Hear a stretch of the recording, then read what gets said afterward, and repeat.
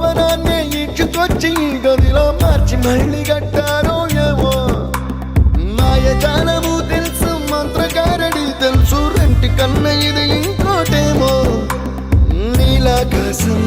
నేలాకొస్తే ఇట్టాగే ఉంటాదో ఏమో ఈ సంతోషం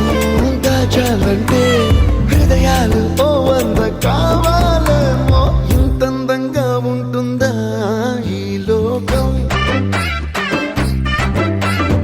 ఇన్నాళ్ళు ఈ మనసుకి తెలియాలే